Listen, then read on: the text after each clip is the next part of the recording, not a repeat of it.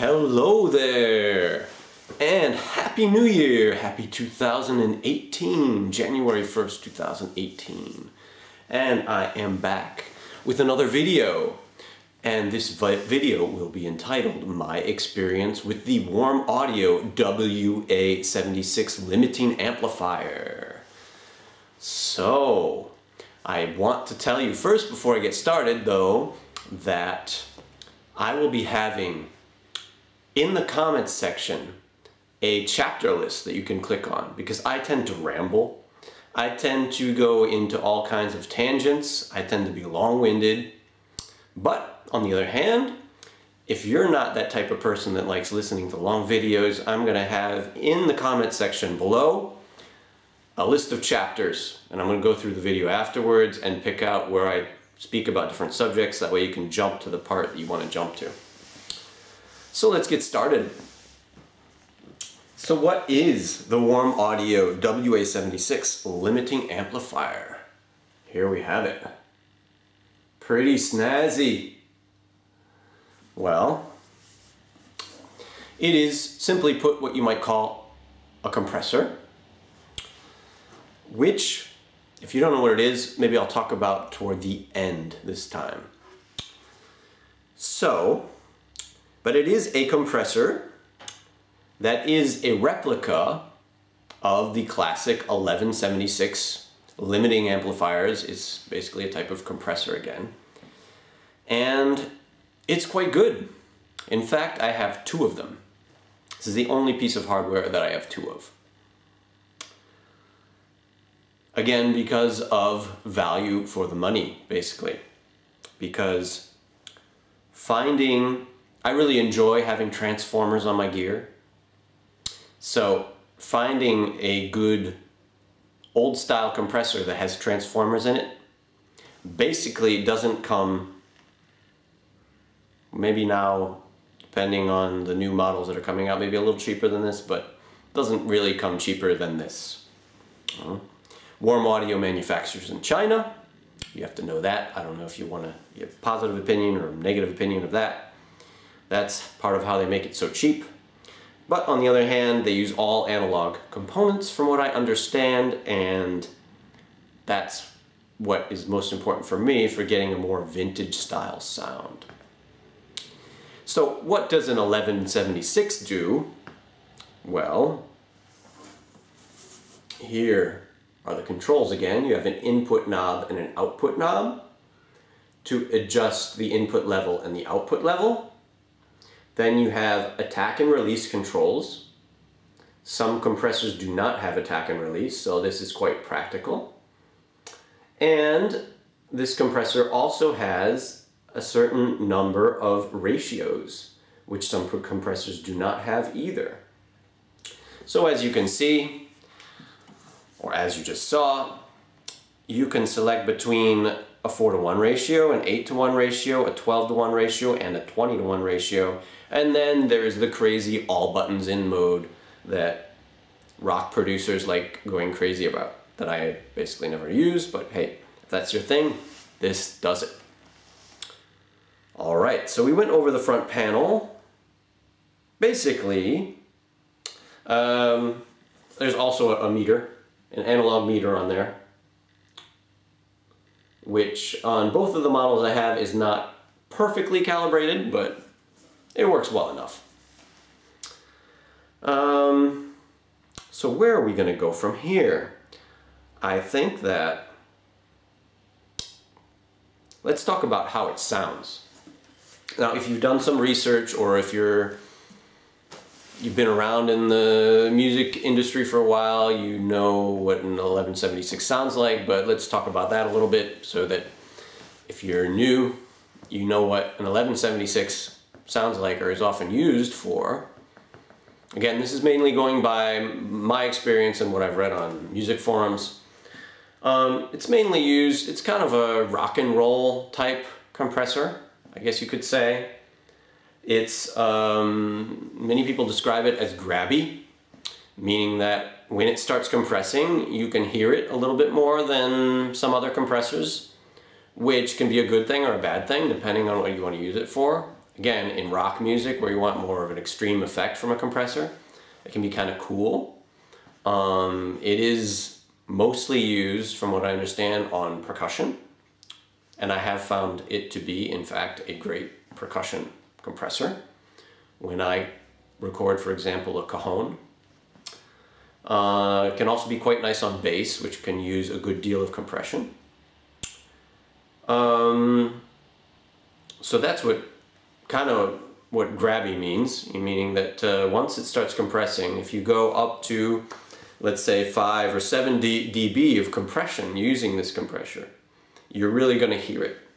For some things, depending on the style of music, you're going to want to hear it. You're going to want that sort of pumping effect.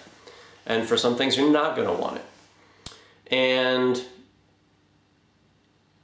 the more I've gone along, the more I've recorded music that's kind of a little softer. And so I've been using it more and more lightly.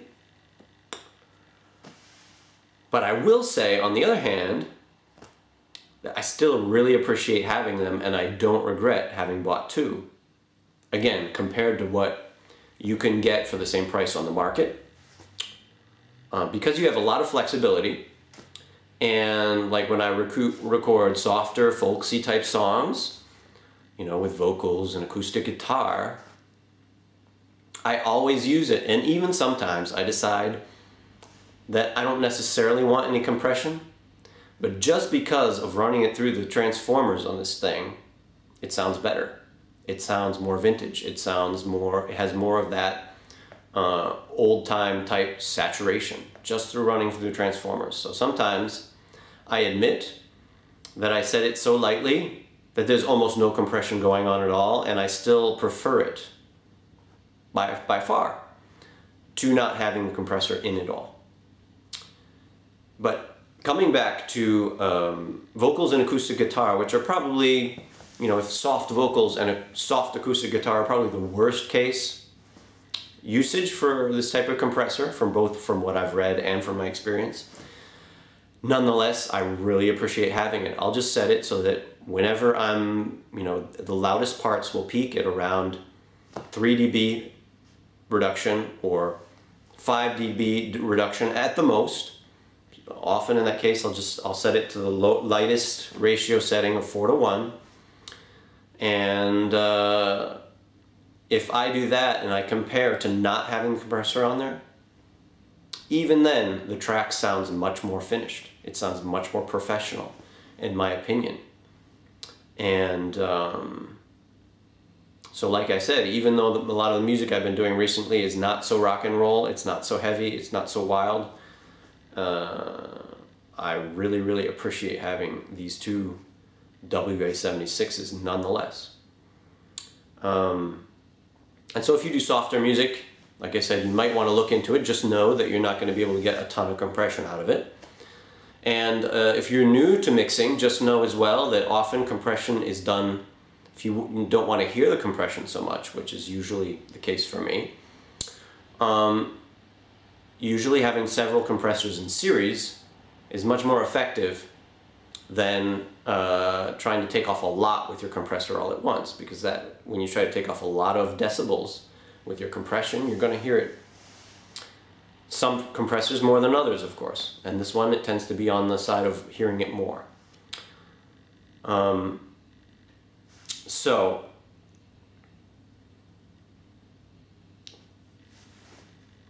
just know that you can record soft music with this. You know, you can record music where you don't want to hear some sort of effect from the compressor so much. Just, you know, set your input and your output so that you're reducing by, you know, about 3 dB on the maximum peaks. And I still guarantee you that if you test that versus not having the compressor in at all, you're going to be much happier. And you're not going to have to do as much work at the mix phase, which is very nice, I can tell you. So I kind of went to the worst case scenario first, which is soft vocals and soft acoustic guitar. This compressor shines the most, I would say, on compression, which is what pros seem to use it most for. The higher compression ratios are more suited to compression. It's also a very fast compressor. You can set very, very fast attacks on it, which are also suited to compression. And I use that mostly, like I said, when I record my cajon from time to time. I also appreciate the higher ratios. It's not that high really, but when I record, for example, electric bass, I'll often set the compression ratios to 8:1 or 12:1, something like that. Usually again by just, testing the ratio, punching in a different button. As you see, there are 4 buttons. Here, yeah, these are the 4 buttons that have the different ratios on it. You punch in the button to get the compression ratio you want. Just know as well that if you haven't used an 1176 style, changing the compression ratio does have an effect upon the input and the output and the attack and release a little bit. It's not totally independent, but you'll see that fairly quickly if you try, and it's not a big deal. You just tweak the knobs a little. So as I was saying, on electric bass, 8:1 or 12:1 is nice. On electric guitar, 8:1 is pretty nice. And if you're really into rock music, this is even more of a compressor for you. As I said, it's really a good compressor on more radical signals. Or if you're like a screamer, a metal screamer or something like that, I think this would be excellent for recording very dynamic vocals.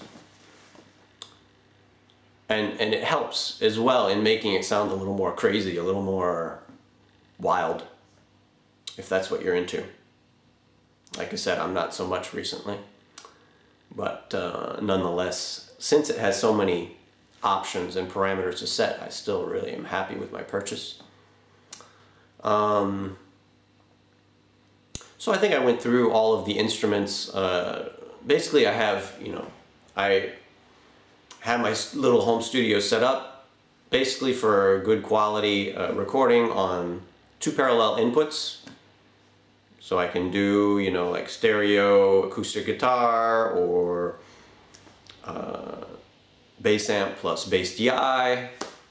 And so in several of my recording scenarios, I'm using two inputs regularly, and I really appreciate having the 2 WA76s that I have in order to be able to use both.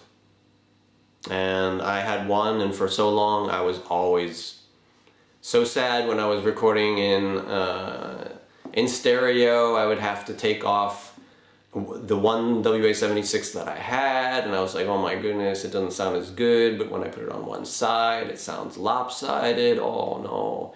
Or when I was recording bass, I would put the WA76 on the amp, and then I'd be like, oh man, the amp sounds so awesome, but the DI sounds like crap because I don't have the WA76 on it, or vice versa. So in the end, I just had to break down and get another one. So what are some good settings to start using the WA76 or any other 1176 I imagine with?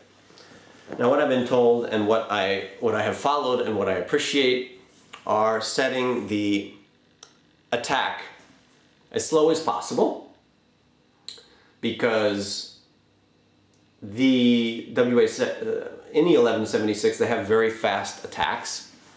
Like I said, mainly tailored, I would say, probably for percussion. So generally speaking, I set that as slow as possible. Unless I'm recording percussion, almost always I set it to the slow setting, and I set the release on fast, which means in practice that you have less compression, because the faster the attack and the slower the release, the longer time that the signal is being compressed. So I think I said everything that I have to say about the product itself. Again, for the price, I really recommend it. I went through how I appreciate it on all of the different instruments that I record: vocals, acoustic guitar, electric bass, and percussion from time to time. So now I think I'll do a little thing.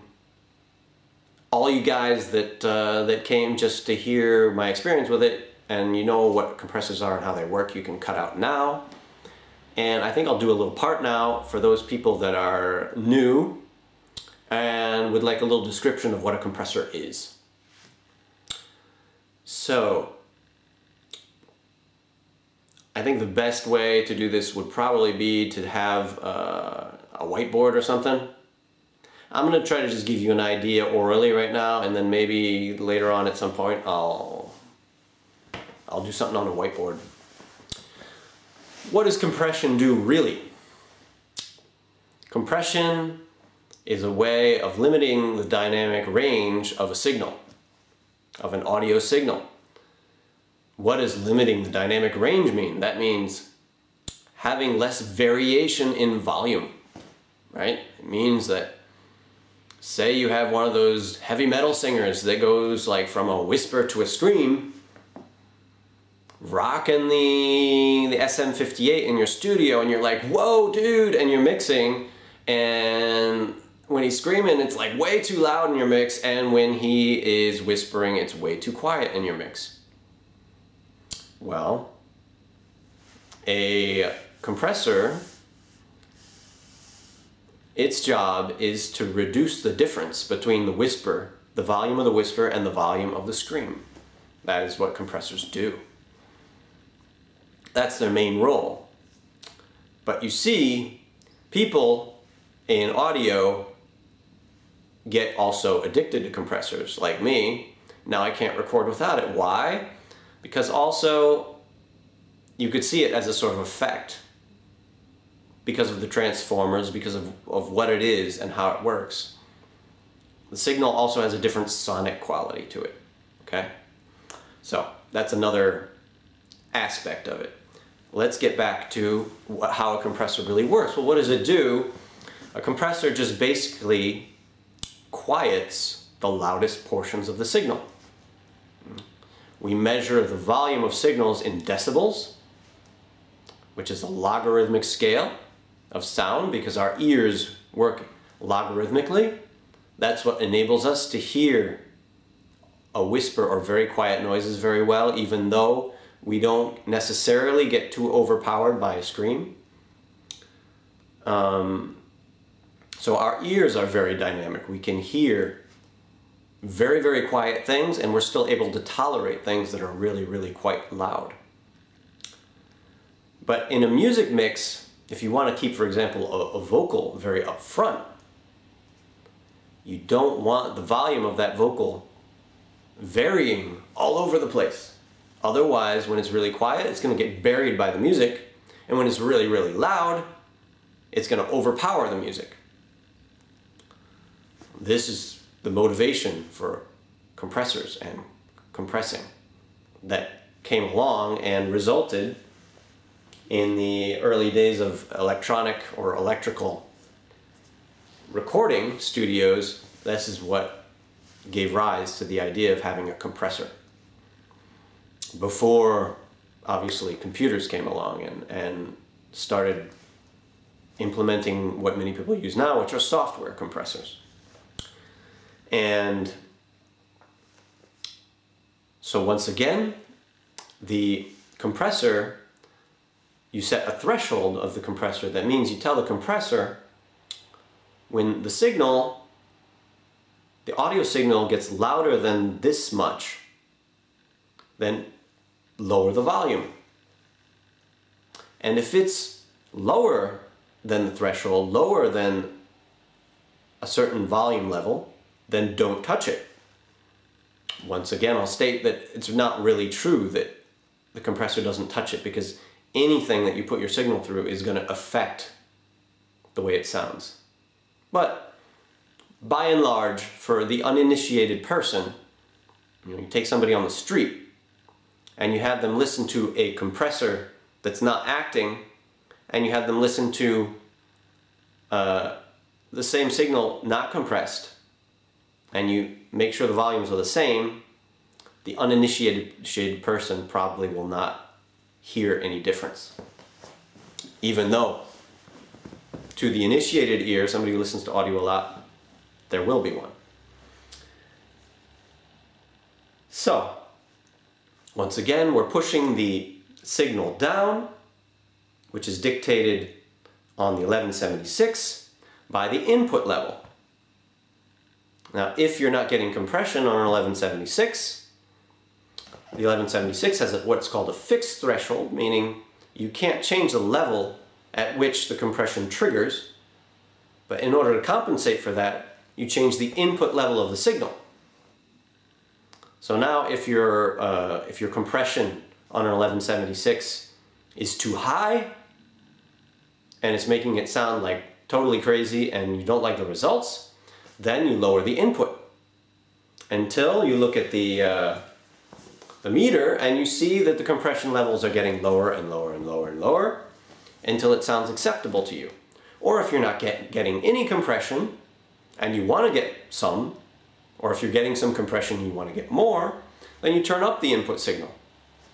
So it's like you're forcing the volume of what's coming in past the threshold level, and that makes the compressor trigger. Start acting, start reducing the signal level, which in effect, right, if you picture it on a graph, if you have a mountain and a valley and you lower the mountain, well, the mountain and the valley are closer to the same height. That's how compression works. It pushes down the mountains.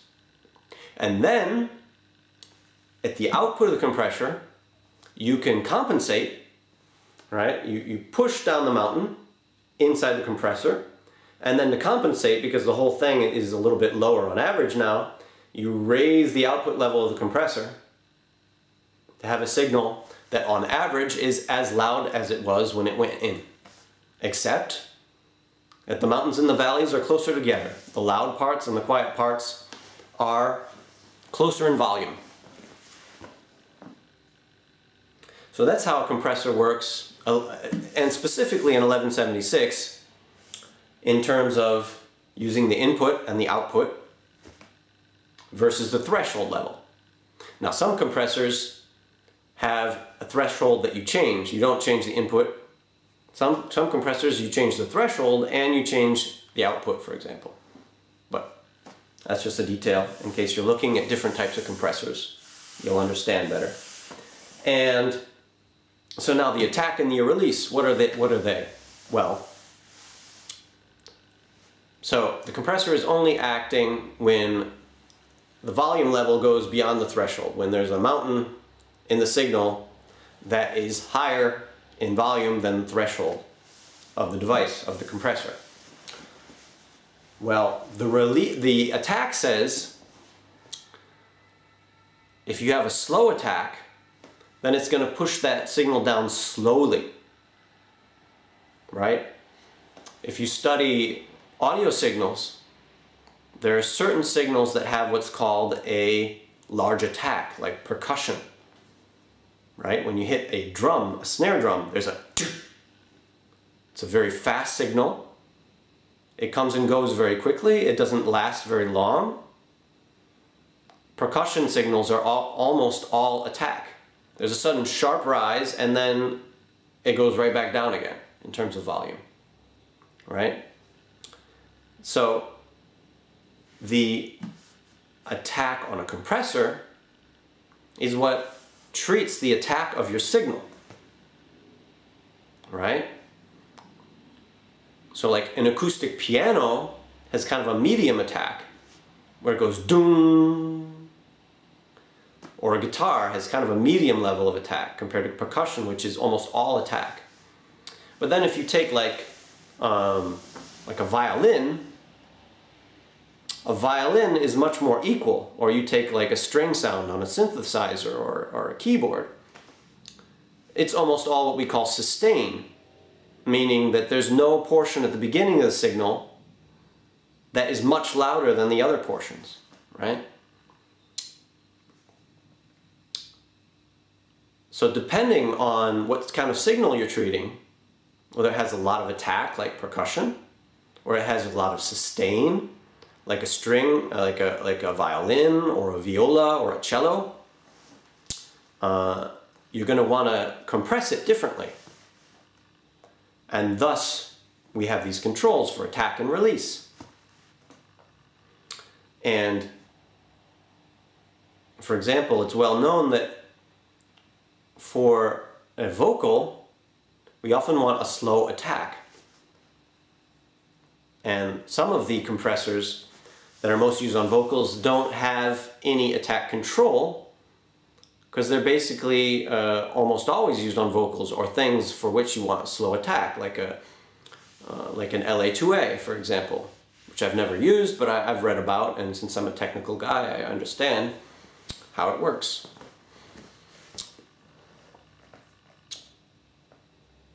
And that is exactly why the fast attack of the 1176 is well suited to percussion, because if you use a slow attack compressor on percussion, it might not even do anything, because by the time it reacts, by the time the compressor reacts, which is what a slow attack does, it takes some time to react and push the signal down. Well, the pulse of the drum has already gone by. And that's why you need a fast attack, or at least the possibility of having a fast attack, like on the 1176, in order to use a compressor on percussion. Like I said, often on vocals, where you sing a tone, ah, and often it lasts quite a long time compared to like a snare drum, for example. You want that attack to be slow, because that initial burst, vocal burst, which is not as strong as for a drum, for example, but it's still there. Usually there's an initial burst when the person begins singing a syllable. You want to retain that because it captures your attention. It gives the dynamics to the vocal. If you just squash the initial impact of almost anything, it's going to make it sound kind of dull, lifeless. It's not going to grab your attention as much.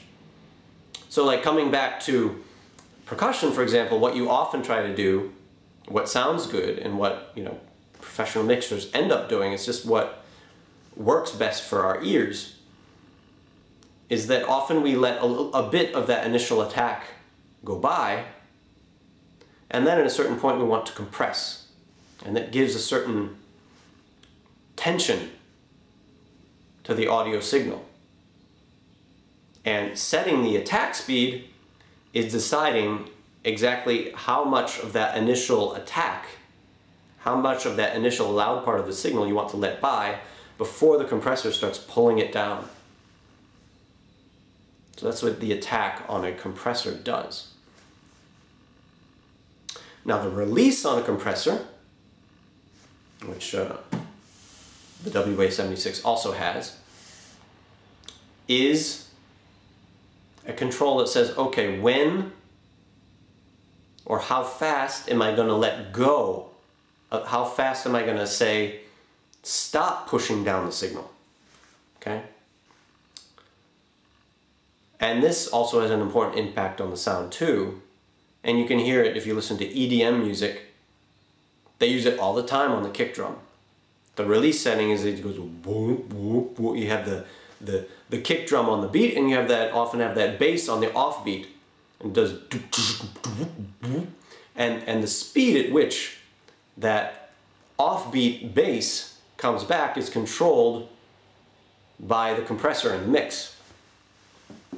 Sometimes they control it at the mix level, and sometimes they control it only on the bass instrument, or sometimes both, whatever.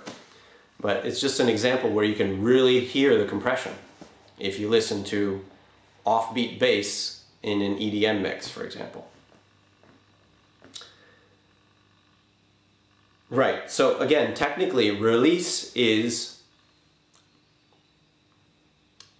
so I have a signal, I have a threshold. The signal goes above the threshold, it's getting compressed after the attack is engaged, and then it goes down below the threshold. So once it goes below the threshold, how long do I continue compressing? Because these devices are not instantaneous, right? It's not a computer. On a computer, you can instantaneously, because you have the whole signal in advance on the computer, it's always been recorded, right? So instantaneously, a software compressor can stop on a dime and just stop compressing it in 1 second if you want.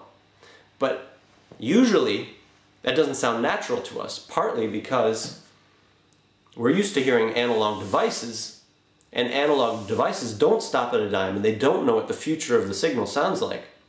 So they take some time to decide, okay, the signal has gone below the threshold, I'm going to stop compressing now, and it takes some time for it to stop compressing. And that time is what's called the release time. So when you set the release on an 1176, you're deciding what I just described, how long of a time between the time that the signal has gone below the threshold and the time when the device stops compressing, stops pushing down the signal. That's what the release time is. And by playing with the release time, often you can get a sort of relationship between the rhythms of the track that you're working on and the release time that sounds cool. Just like I described in EDM music that they use on songs that have offbeat bass, where that bass comes in,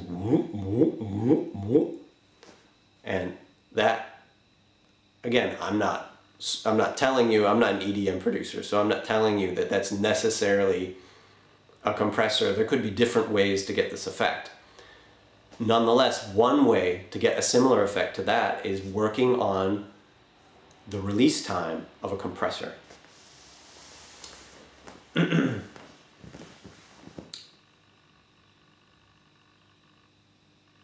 So, right, the last thing to talk about then on compression is the ratio, if you're new to compression. The ratio says how much the signal gets pushed down while it's getting pushed down, while the volume of the signal is being reduced.